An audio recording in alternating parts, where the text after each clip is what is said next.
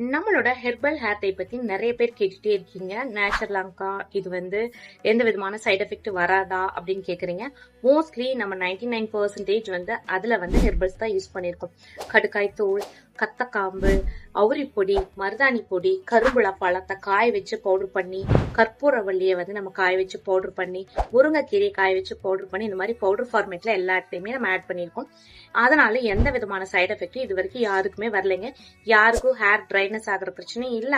அப்புறம் ஹேர் நேச்சுரலாவே பிளாக்ல இருந்து அப்படியே படிப்படியா ஒயிட்டுக்கு மாறுது. அதாவது ஹேர் டை ஒயிட் ஹேர் இருக்கவங்க தான், கிரே ஹேர் இருக்கவங்க தான் யூஸ் பண்றோம் இல்லைங்களா. சோ அவங்களுக்கு ஒரு சிலருக்கு பயம் இருக்கு, பிளாக்கா மாறி அதுக்கப்புறம் அந்த மருதாணி போட்ட மாதிரி ரெட்டா மாறிடுமோ அப்படின்ற ஒரு பயம் இருக்கு. சோ அந்த மாதிரி எல்லாம் நீங்க பயந்துக்கவே வேண்டாம். நம்ம ஹேர் டை ரொம்பவே சேஃப்ங்க. இருந்தாலுமே நான் எல்லாருக்கும் சொல்ற இன்ஸ்ட்ரக்ஷன் என்ன அப்படின்னீங்கன்னா, பேட்ச் டெஸ்ட் மட்டும் பண்ணிக்கங்க. ஒரு தடவை வாங்கி யூஸ் பண்ணுங்க, அதுக்கப்புறம் நம்ம ஹேர் டை நீங்க விடவே மாட்டீங்க.